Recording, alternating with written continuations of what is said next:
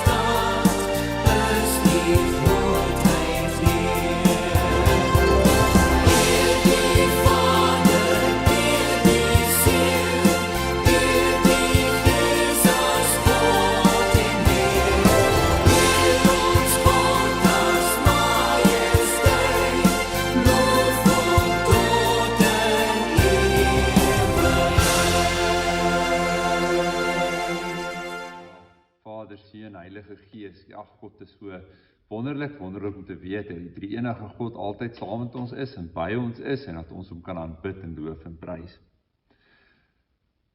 Ek gaan net 1 Johannes 2 vers 9 tot 11 vir jou voorhou vir die wet, voordat ons dan in ons skrifgedeelte in Romeine saam gaan lees.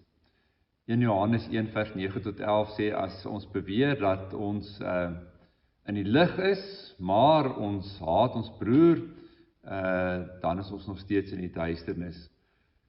Wie sy broer liefhet, is in die lig en daar is geen duisternis in hom nie of niks wat hom ook kan laat struikel nie. Maar wie sy broer haat, is in die duisternis en lewe in die duisternis en weet nie waarheen hy gaan nie, omdat die duisternis hom blind gemaak het. Ons gaan praat oor die liefde van God, die liefde vir ons naaste ook. Julle sal onthou 2020 het ons gesels oor die liefde van God, die eerste gebod. Ons het gesê ons gaan 'n bietjie tyd aan dit spandeer. Jy moet die Here jou God lief hê met jou hele hart, jou hele siel, jou hele verstand. En ons gaan hierdie jaar by die tweede deel van die wet stil staan. Jy moet jou naaste lief hê en dan ook soos jouself. En in die eerste gedeelte daarvan, jy moet jou naaste lief hê, gesels ons oor naby verhoudings. Met wie ek in liefde, my naaste met wie ek in liefde kan groei. So ons gaan 'n bietjie daaroor gesels, hoe het ek my naaste lief, hoe groei ek in die verhoudings met my naaste, en vanoggend as ons die Romeine teks lees, dan kyk ons 'n bietjie na hoe ek my naaste ook aanvaar. Ek aanvaar jou met die liefde van die Here, en al is daar baie keer verskille of verskil ons met mekaar, verskillende uitgangspunte, dat ons ook leer om mekaar te verdra en saam te groei in die geloof, eerder as om soort van 'n verdeling te veroorsaak, 'n split te veroorsaak en mekaar weg te dryf. So sê Johannes dan ook, as ons in God se lig is, in die liefde leef, dan sien mense dit ook in die wyse waarop ons ook ons naaste liefhet en naaste liefde uitleef. So mag almal dit ook in jou lewe so sien en ook so ervaar. Kom ons blaai na Romeine 15 toe. Ons gaan die eerste en 6 verse van Romeine 15 saam lees. So vat jou Bybel, blaai na Romeine 15 toe en lees gerus saam met my in daai eerste 6 verse van Romeine 15 saam. Vers 1 sê, op ons wat sterk is in die geloof, rus die verpligting om die swakhede te verdra van die wat nie sterk is nie. Ons moenie aan onsself dink nie, maar aan onsself dink nie. Elkeen van ons moet aan ons naaste dink en aan wat vir hom goed is en wat vir hom in die geloof kan opbou. Ekskuus, ek net weer daai lees, ons moenie elkeen aan onsself dink nie. Elkeen van ons moet aan ons naaste dink wat vir hom goed is en wat vir hom in die geloof kan opbou. Christus het immers gekom, het ook nie aan homself gedink nie. Inteendeel, dit was met hom soos daar geskrywe staan. Die beledigings waarmee mense u beledig, het op my neergekom. Alles wat vooraf in die skrif opgeteken is tog opgeteken om ons te leer, sodat ons opgeteken om ons te leer, sodat ons deur die standvastigheid en bemoediging van die skrif, wat die skrif vir ons gee, vol hoop kan wees. En mag God die bron van alle standvastigheid en bemoediging gee, dat julle eensgesind onder mekaar sal wees, soos Christus Jesus dit wil hê. Dan kan julle almal eensgesind uit een mond lof toebring aan God die Vader van ons Here Jesus Christus. So, die hoofdoel van ons is ook, en van liefde op die einde van die dag, is dat ons in eenheid saam kan leef, eensgesind kan leef, en lof aan God kan toebring, op die einde van die dag. Nou, as 'n inleidende gedagte wil ek jou vertel, van iets wat ek self beleef het ook, en ek dink wat 'n goeie voorbeeld is, en 'n goeie leerles vir myself ook was, en vir ons wat betrokke was, van hoe mens na ander ook kyk, hoe mens aan die belange van ander ook dink, en ander ook help ophef en dra in die liefde van Christus. Nou ja, so my senior jare in die hoërskool daar, het ek deelgeneem aan karate, 'n karate klub deelgeneem, en saam met my was daar onder andere 'n Griekse seun met die naam van Laszlo gewees. Ek kan vir jou baie staaltjies en verhale van Laszlo vertel. Maar Laszlo was bitterlik goed in karate gewees. Hy het dit baie geniet in die oefeninge en so voort.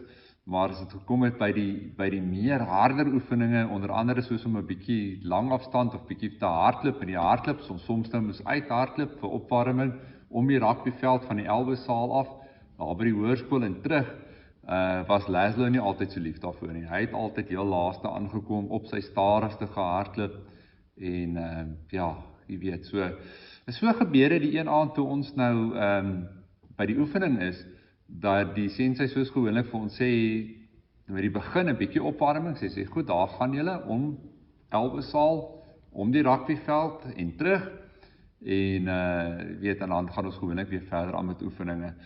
En ook soos gewoonlik het ons elkeen maar gekyk, wie kan die vinnigste wegtrek, wie kan eerste terug wees, want kry hom so 'n bietjie 'n blaaskans as jy nou al by die Elwesaal inkom voordat almal terug is, kry hom so 'n bietjie 'n blaaskans om net asem te haal, en so meer ook. Jy weet, ja, voordat die harde oefening nou begin. En so trek ons weg die aand, en toe ons daar al blaasend en al moeg by die saal inkom, die een na die ander ene, en ons wag, en Laszlo is uiteindelik ook daar saam met ons al blaasend en moeg, vooroor gebuk, stuur die sensei ons weer uit, daar gaan ons weer, tweede ronde, en ons trek weer almal weer weg, kyk weer wie kan eerste weg wees, eerste klaar wees, eerste terug wees, en arme Laszlo moet maar sien en kom klaar, hy moet maar hardloop en bybly. So dat het klomp kere aangegaan, sodat ons wat nou bietjie meer gemaklik was met die hardloop, en amper kan ek sê, seker nou maar bietjie fikser met dit was, ook begin blaas het, en ook al 'n moer was, en al hoe stadiger teruggekom het by die Elwesaal, met frons op ons koppe, en gewonder, wat het ons verkeerd gedoen vandag, dat die sensei ons so straf, en ons so rondstuur. Toe ons nou weer so uitgaan, toe sê een van die ouens onderlangs, miskien wil die sensei hê, ons moet as 'n groep klaarmaak, ons moet aan almal dink, ons moet almal hande vat en klaarmaak. Kom ons hardloop so in 'n span saam, ons moedig mekaar aan, ons maak seker Laszlo is deel van ons, en kom saam met ons, en maak saam klaar in 'n groep ook.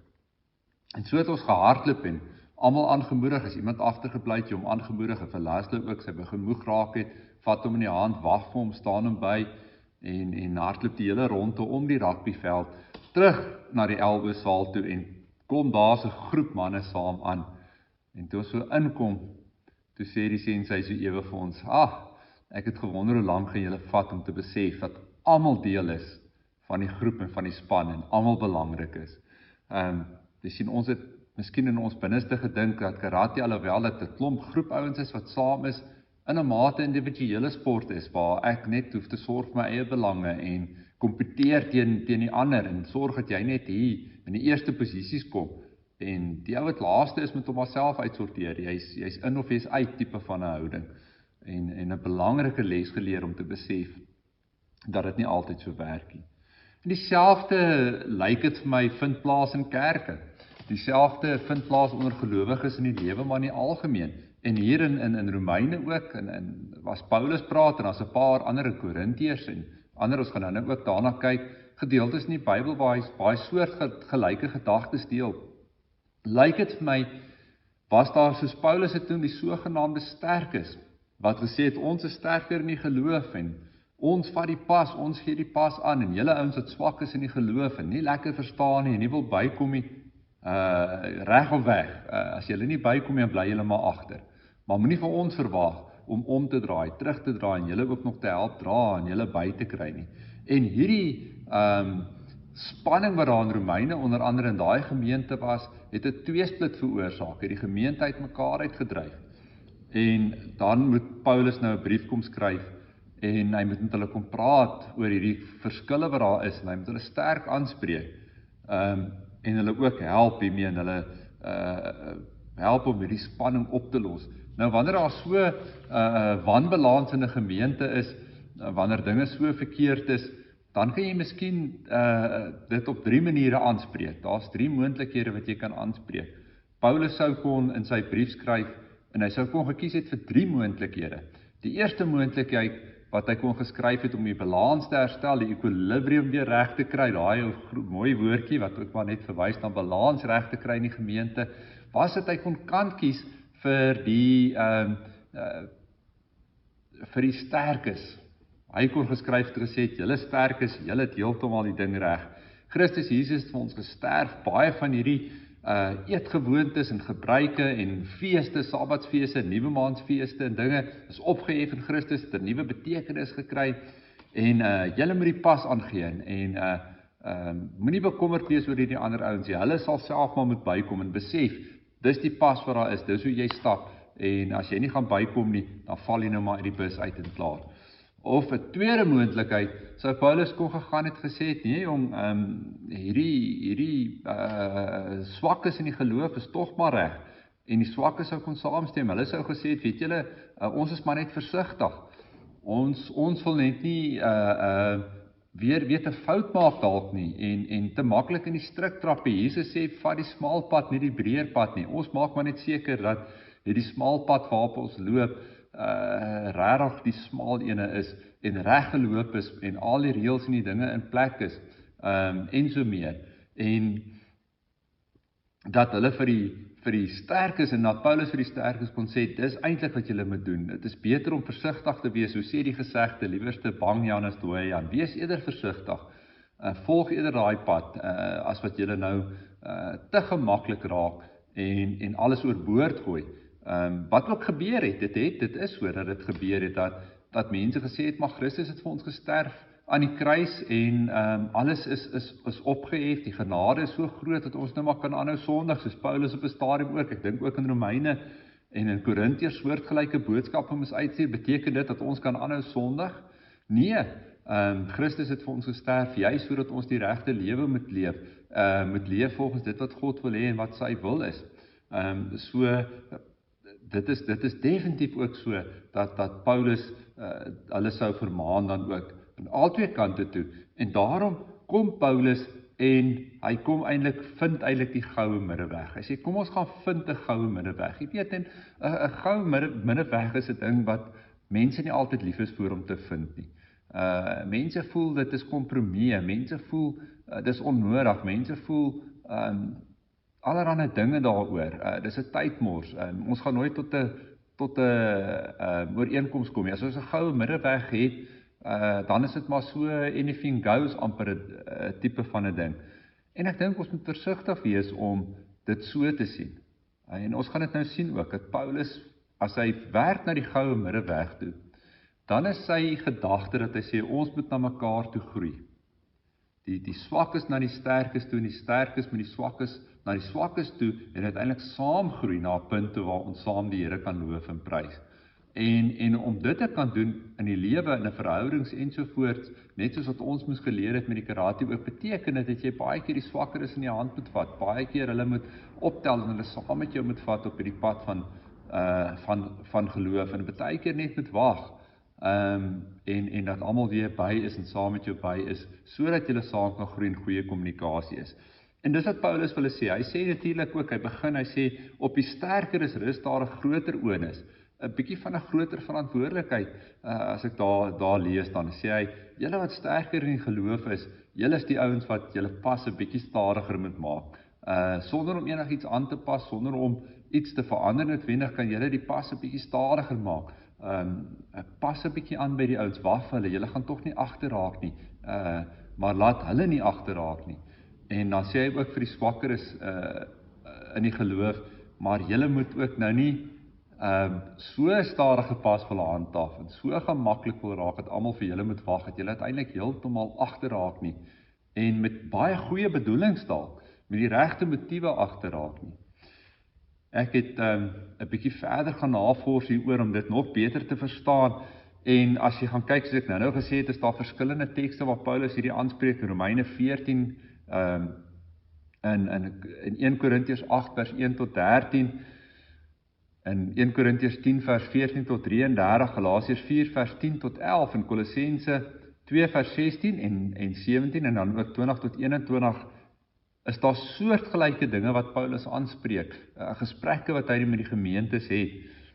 En toe ek gaan oplees het, lees ek die kommentaar van Hendriks raak, en Hendriks help my baie daarmee om die vraag te beantwoord wat baie van ons mee sal worstel, wat ons eintlik maar nou genoem en gesê het vir mekaar, weer eens, los ek nou maar die swakker is, of los ek die sterker is, moet ons maar uit mekaar uitgaan, hoe moet ons maak?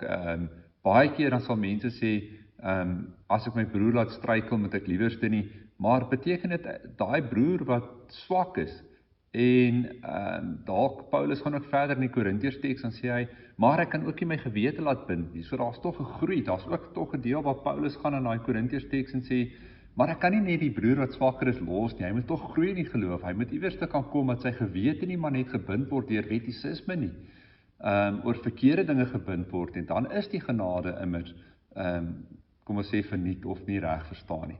En so kom Hendriks en hy sê, maar dis juist wat Paulus doen, die goue middeweg, of die antwoord wat Paulus vir hulle kom gee, hy sê, kom ons werk saam na 'n groter doel toe. Bietjie meer van 'n onus, soos ek nou gesê het, op die sterker is, vat die swakker is se hande, maar kom ons werk na 'n groter doel toe. En ons sien in 15 vers 2 ook, wat hy daar sê ook, kan ek vir jou lees, hy sê, elkeen van ons moet aan ons naaste ding, en wat vir hom goed is, en wat hom in die geloof kan opbou. En Paulus sê, kom ons bou mekaar in geloof op. Wat is goed vir jou, wat kan jy in die geloof opbou? En as jy iemand in geloof opbou, dan argumenteer jy nie met hom, jy beklei nie met hom nie, jy vertel nie vir hom jy is sleg nie, jy is verkeerd nie, jy veroorsaak nie allerlei risies nie, jy verdra hom in geduld, en jy stap die pad met hom, sodat hierdie persoon uiteindelik stelselmatig saam met jou op pad stap van liefde en van omgee, en kan besef, weet jy wat, my geloof kan groei. Weet jy wat, daar's dinge wat ek kan vasthou, maar wat ek nou besef nie eintlik nodig is vir redding nie. En dis 'n verdere onderskeid wat Paulus maak. Paulus sê, as jy dink dat hierdie manier, dat sekere kos, ek mag aan sekere kos nie eet nie, ek mag sekere goeders nie my lippe aansit nie, ek moet sekere feesdae nog vier, want dit is tot redding, en jy wil die genade en die geloof langs mekaar, die genade en die werke van die mens langs mekaar kom sit, dat hulle so 50-50 mekaar aanvul. En kom Paulus en sê hy, juist daar moet ons mekaar opbou, vir mekaar sê, niemand kan homself red nie. Deur geloof alleen word jy gered, deur genade alleen word jy gered, deur die werke van Christus, en laat dit jou versterk deur die Heilige Gees. So in die sterker is wat dit besef het, kan dan gaan en in liefde en in deernis 'n tyd spandeer om die swakker is, sodat die swakker dit kan besef. Maar dan gaan Paulus ook en sê hy, maar weet julle wat, as daar mense is wat dinge doen, omdat hulle glo dat dit hulle in hulle geloof of hulle geestelike lewe gaan verdiep of versterk, dan moet ons geen rede om, dis geoorloof in Christus nie, en hulle voel dis regtig tot eer van Christus nie, dan het ons geen rede om hulle af te kraak en hulle af te breek, of hulle sê hulle is verkeerd nie. Maar aan die ander kant, met hierdie wat dit dan doen, ook nou nie wil gaan, en vir die wat sterker is in die geloof sê, nee, ja, julle moet ook dit doen nie. So met ander woorde, die balans wat daar moet wees, die liefde wat daar vir mekaar moet wees, as ons wil groei in 'n eenheid na mekaar toe, deur mekaar lief te hê, dan lê dit by daai verstaan vir mekaar, luister na mekaar, omgee vir mekaar, deernis vir mekaar. Aan die een kant waar die sterkes gaan en sê, kom ons help julle in liefde, in nederigheid, kom ons wag vir julle, kom ons ondersteun julle met geduld, kom ons help mekaar dat daar onderskeid gemaak word tussen dinge wat tot redding is, wat nie tot redding is nie, maar aan die ander kant kom ons verdra mekaar ook, verdra mekaar, dat as die een sekere praktyke nie gaan beoefen nie, omdat hy dit nie as nodig vir redding nie, en ook nie nodig vir geestelike verdieping nie, maar die ander ene voel, vir hom is dit nodig, kom ons verdra mekaar, en sê, so groei ons almal saam na Christus toe, op verskillende maniere groei ons saam na Christus toe. Jy weet, as ek dink aan hierdie lesie van die karate, met Laszlo, wil daarmee afsluit, en 'n bietjie gesels, die vraag, het dit hom gehelp, was dit vir hom tot voordeel vir ons vir hom gewag het, wil ek net dit ook nog byvoeg, Laszlo het baie ander sterkpunte gehad in die karate, wat ek byvoorbeeld nie gehad het nie, wat ek beny het en gewens het, ek het dit gehad, hy het baie krag gehad, hy het 'n sekere hou gehad, wat hy sommer vinnig en maklik kon uitvoer, en jy moes baie versigtig wees, as jy teen hom gespaar het met daai hou, en ek het altyd gedink, as ek dit kon nie, hy het 'n skop gehad ook, 'n sekere skop ook, wat nie maklik was nie, en wat ek altyd gedink het, hoe hy dit kan regkry om daai skop uit te oefen, en so het ons elkeen na ons eie sterkpunte ook, en kan ons mekaar aanvul, en kan ons dit waardeer. Ons kan mekaar eer daarvoor. Ons kan mekaar groot respek en waardering hê, agting hê vir die dinge wat ons sien uitstaan in mekaar en waar ons anderste is. En dan ook weet, soos wat Paulus later oor die liggaam gesels van Christus sê, en die gawe sê, maar elkeen het 'n gawe en so bou ons mekaar ook dan op. In vers 6 sluit hy dan aan, hy sê ons moet eensgesind wees, uit een mond lof aan God toebring, die Vader van ons Jesus Christus. Nou ja, het dit vir Laszlo gehelp toe ons vir hom gewag het? Het dit vir hom opgebou? Was daar 'n positiewe uitkoms? Ek kan vir jou verseker dat daar beslis ene was. Twee dinge het gebeur. Die eerste ene is, as die Sensei ons om die rugbyveld gestuur het, het ons vir mekaar gewag. Ons het rustig gedraf, dit was nie meer 'n kompetisie nie, almal hardloop saam, almal gaan terug saal toe. Die tweede ding wat gebeur het is, as Laszlo uitgesak het, het ons hom aangemoedig, of enigiemand anderste wat 'n bietjie uitgesak het en nog onfiks was, of swakker was in daai area, het ons hom aangemoedig en gesê, kom man, ons wag vir jou. Laszlo self sal ek nooit vergeet nie. Hy het vir weke aan mekaar gepraat oor daai aand, dat hy gevoel het, hy is deel van die groep. Almal wag vir hom, almal gee om vir hom. Hy is ook belangrik. En iets wat ons gemis het, iets wat ons nie kon raak sien nie, omdat ons so ywerig was om eerste daar te wees, om die beste te wees, om die vinnigste te wees.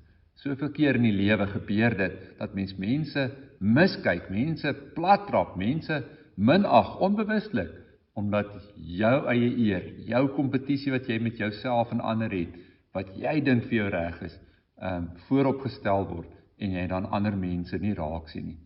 En so moes ons op 'n harde manier leer, moet ek bysê, ons moes eers kruip, moeg en flou kruip, by die saal ingekruip, toe ons besef het, en die les geleer het, dat elke persoon van die span is belangrik.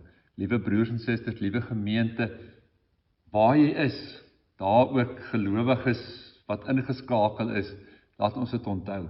Jy is belangrik vir die liggaam van Christus. Elke lid het 'n funksie. Laat ons onthou dat die kleinste en die grootste is ewe belangrik. Die jongste en die oudste is ewe belangrik. In Christus se liggaam, in Christus se kerk, kan daar nie een wees wat belangriker as die ander ene is nie.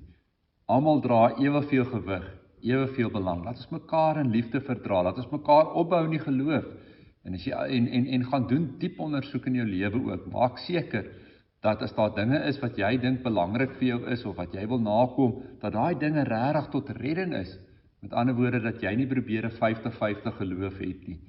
En kom ons maak seker ook dat daar waar mense ander dinge in hulle lewens inbou, en ander geloofsgewoontes inbou, wat vir ons miskien onnodig lyk, maar wat vir hulle laat ervaar en beleef, dat hulle nader aan die Here kan groei, dat ons mekaar ook so verdra, en ook dit kan raak sien, en kan sê, so verskil ons, maar uiteindelik beweeg ons almal saam na die groter doel toe. Dit is om uit een lip, een mond uit, saam aan God lof te gee. Dis die belangrikste eenheid, die belangrikste taak wat ons as gelowiges het, om God te loof en te prys, in een mond saam, eerder as wat ons verdeeld is, en teen mekaar in opstand kom. Mag die Here gee dat hierdie eenheid, soos wat dit tussen God en die Vader is, en hy ook bid in Johannes 17, dit tussen ons en die Vader, en ons en mekaar, en ons medegelowiges moet wees, dat dit ook so in elkeen van ons kan wees, totdat hy weer terugkom. Kom ons bid saam. Here, baie dankie dat U vir ons laat groei in eenheid. Dankie dat ons U kan lief hê. Dankie dat U die God van eenheid is. Dankie vir voorbeelde, praktiese voorbeelde wat U in ons lewens inbou. Vir mense wat U op ons pad stuur, wat vir ons, soos die Sensei vir ons klomp jong mense daai tyd 'n duursame les moes leer. Stuur die mense soos Paulus en ander op ons pad, om vir ons te leer dat nederigheid 'n belangrike gawe is, en vir ons te help onderskeid maak tussen dit wat regtig tot redding is, en dit wat sommer maar net 'n gewoonte is of uit vrees gedoen word, en dat ons ook kan aanvaar en vrede maak daarmee, dat ons ook van mekaar verskil, dat elkeen van ons dalk iets anders te het wat ons in ons geloofslewe inbring, in terme van ons manier van aanbid, en so meer, wat vir ons help om 'n gesonde verhouding met U te hê, en voel dat ons kan groei nader aan U. Ons loof en ons prys U ook daarvoor. In die naam van die Vader en die Seun en die Heilige Gees. Amen. Ons sluit af met 'n wonderlike lied.